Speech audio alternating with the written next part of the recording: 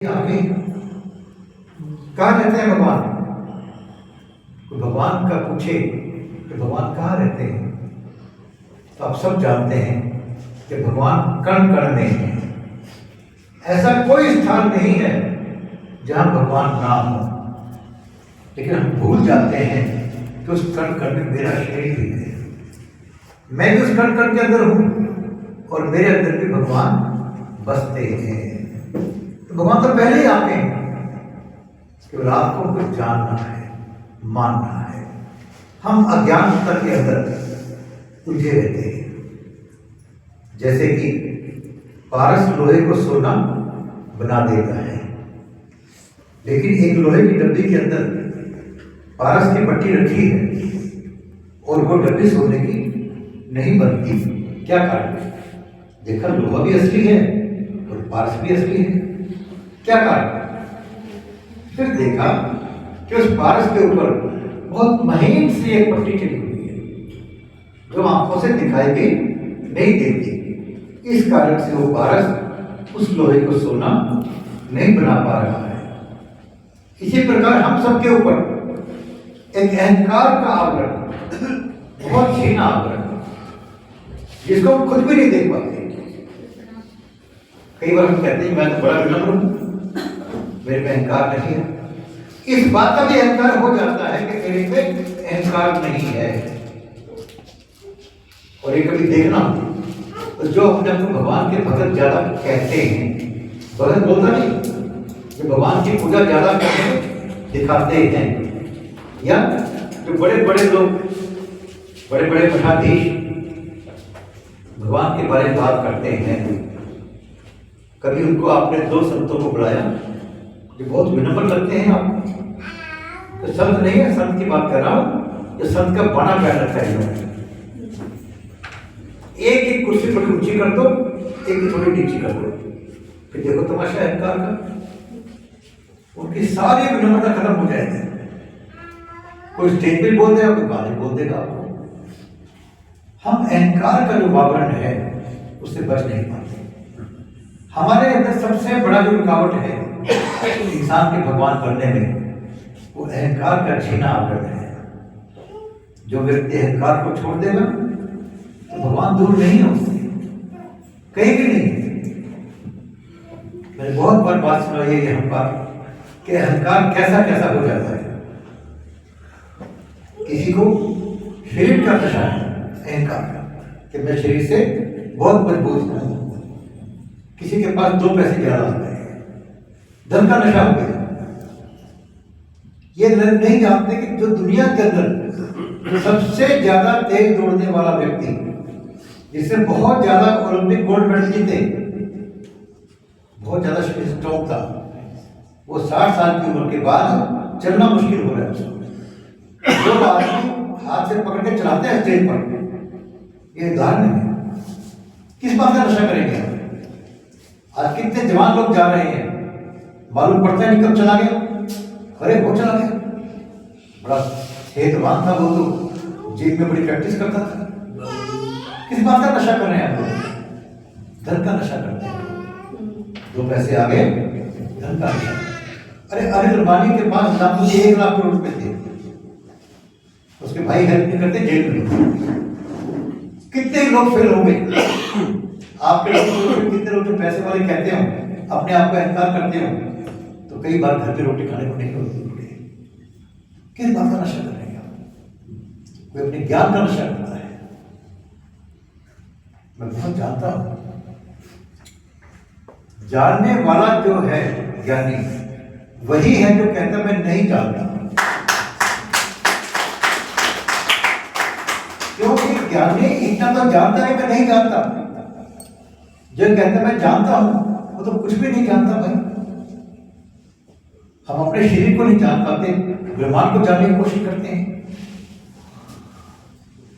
ज्ञानी वो है जो सुख और दुख में समान भाव से रहना जानता था। क्योंकि 4 किताबें पढ़ ली और नशा हो गया कि मैं तो बहुत ज्यादा जानता हूं, अहंकार हो गया। किसी को कुर्सी मिल गई, इलेक्शन जीत गया, एमएलए बन गया, कोई आईएएस ऑफिसर बन गया, वो अपने अहंकार के अंदर। कोई कहता है मैं ऊंची जात का हूं, कोई किसी बात का नशा। ये अहंकार जब छोड़ोगे आप तो भगवान आपसे दूर नहीं है, क्योंकि भगवान तो आपके अंदर पहले से बैठे हुए हैं। आपको कहीं नहीं जाना, कहीं मंदिरों में, गुरुद्वारों में या कहीं दूर जाने की जरूरत नहीं है। भगवान हमेशा आपके पास है, पर हम क्यों नहीं देख पाते? अपने अहंकार के कारण। जैसे मैंने कई बार बात सुनाई आपको कि एक बार दो संत किसी गांव में आए तो उन्होंने कहा कि हमें आराम करना है। कहाँ आराम करें? तो लोगों ने कहा भाई यहाँ मीनू बहन है, भगवान की बहुत भगतनी है, वो उनके पास जाकर आप आराम कर सकते हो। दोनों संत गए, नहाए धोए, खाना खाया, तो बहन पास में आकर बैठ गई, क्योंकि भगवान की बात सुना तो उसको तो भगवान से प्रेम था।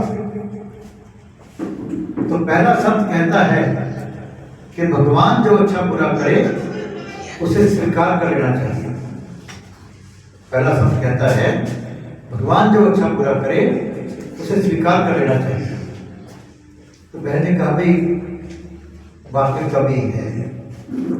दूसरा कहने लगा भगवान जो अच्छा बुरा करे उसे खुशी खुशी स्वीकार कर लेना चाहिए। तो बहन ने कहा भाई तुम्हारे में भी अहंकार है। अब वो दोनों चुप कि हमारे को इससे आगे कुछ आता नहीं, आप बताओ इससे आगे क्या है? कहते कि आप दोनों कहते भगवान जो अच्छा बुरा करे, करने वाला कौन? भगवान, और अच्छे बुरे का फैसला आप कर रहे हो। इतना अहंकार आपके अंदर। कहता भगवान का भगत होने के बावजूद आप ये अहंकार कर रहे हो कि भगवान के कामों को अच्छा और बुरा कह सकते हो। अहंकार है आपका। भगवान के भगत को तमीज नहीं होनी चाहिए, उसका प्रसाद है। जय हो माता पिता की, जय हो माता पिता की, जय हो माता पिता की। भगवान के भगत कभी शिकायत नहीं करते, केवल शुक्रिया, केवल शुक्रिया। और बिना बोले सीखना हो तो तू ही तू, बस। हर पल में, हर कण में भगवान के सामने, हर जगह भगवान विद्यमान है। कुछ जानते नहीं हो, कुछ जानते नहीं हो। हम सब जिंदगी में सुखी रहना चाहते हैं, सब चाहते सुखी रहे, लेकिन दुख के कारण को बोल नहीं लेते। अभी मेरे पास एक बच्चा आया, हमारे ऑफिस में काम करने वाला, क्या सर मेरे बारे में आपको किसी ने शिकायत की है? अरे भाई मैंने तो शिकायत नहीं की। नहीं मुझे पता लगा है। अब मैं कह रहा हूँ नहीं की, और वो चक्कर में मुझे बैठे कि शिकायत की है मेरी, तब परेशान है। अरे भाई जब मैं कह रहा हूँ शिकायत नहीं हुई है, उसके बावजूद भी आप चिंता क्यों करते हैं? किसी ने कुछ कान में फूंक मार दी और अब परेशान होना शुरू हो गए। एक सुकरात संत के बारे में या किसी बड़े संत के बारे में बात आती है तो उनसे एक व्यक्ति आया कि मैं आपको कुछ बात बताना चाहता हूँ आपके दोस्त के बारे में। कहता बता दे, कोई बात नहीं, पर 1 मिनट में 3 प्रश्नों का पहले उत्तर दे दीजिए। 3 प्रश्न कौन से? कहता पहला प्रश्न है कि क्या वो सच है, तुम कन्फर्म हो? कहता नहीं मैंने सुना है। कहता मैंने सुना है। क्या कहता कि वो मेरे दोस्त के फायदे की बात है? कुछ दोस्त के मेरे कुछ फायदे की बात है? कहता नहीं थी, फायदे की बात नहीं है। कहता क्या वो समाज के फायदे की बात है? कहता ना, समाज के लाभ की बात भी नहीं है। तो फिर क्यों सुना रहे हो? मैंने नहीं सुनी बात।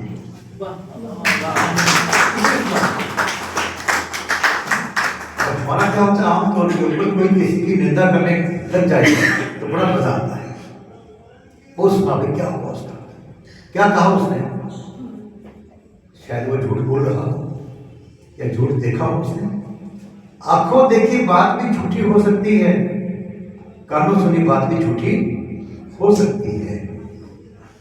इसलिए हम दूसरों की बातों को सुनकर अपने मन को परेशान कर लेते हैं। जैसे लोगों को निंदा करने की बड़ी आदत है, और निंदा जैसा पाप कोई नहीं है। महापाप है ये। भाई किसी का रिश्ता हो रहा है, शादी हो रही है, आपसे पूछने आपको मालूम पड़ जाए, मान लो कि लड़का गलत है, लड़की गलत है, तो ठीक बोल देना चाहिए। बिना बात की हर बात के अंदर टांग डालोगे अपनी जाकर, तो फिर परेशानी आप तो बोल खुद ही ले रहे हो, कोई परेशानी दे नहीं का। तो संत जो लोग हैं, सत्संग के अंदर सबसे सिंपल साधन भगवान को पाने का या मोक्ष प्राप्त करने का या आवागमन से छूटने का, कहते हैं दुख में सुमरन सब करे, सुख में करे ना कोई। सबसे बड़ा दुख गर्भावस्था का होता है, चाहे पशु के रूप में हो, चाहे वृक्ष के रूप में हो, चाहे इंसान के रूप में हो। उस दुख से बचने के बाद तब कहते हैं कि जीव बहुत स्मरण करता है भगवान का, कि भगवान इस नरक से निकालो मेरे को, मैं हमेशा याद रखूंगा, और फिर वो भूल जाता है। तो हम लोग जो है यदि सुखी रहना चाहते हैं, और सभी सुख रहना चाहते हैं, तो उसका ढंग है। कल हम बात कर रहे थे किसी बच्चे से, उसने कहा कि अंकल लोग दुखी सभी रहते हैं, क्या कारण है? जिसको देखो वही दुखी, कोई किसी कारण से दुखी, कोई किसी कारण से दुखी, क्यों दुखी रहते हैं? तो मैंने कहा बेटा, किसी किताब में कमी हो सकती है, लेकिन संतों की बातों में कमी नहीं होती। संतों के वचन जो हैं वो परफेक्ट होते हैं, पूर्ण होते हैं। इस दुनिया में सब कुछ इनकम्प्लीट है, कोई भी चीज कंप्लीट नहीं है, कोई चीज परमानेंट नहीं है, लेकिन संतों के वचन कंप्लीट होते हैं। इसलिए गुरु नानक देव जी ने कहा कि नानक दुखिया सब संसार, सबने सुना, लेकिन अगली लाइन को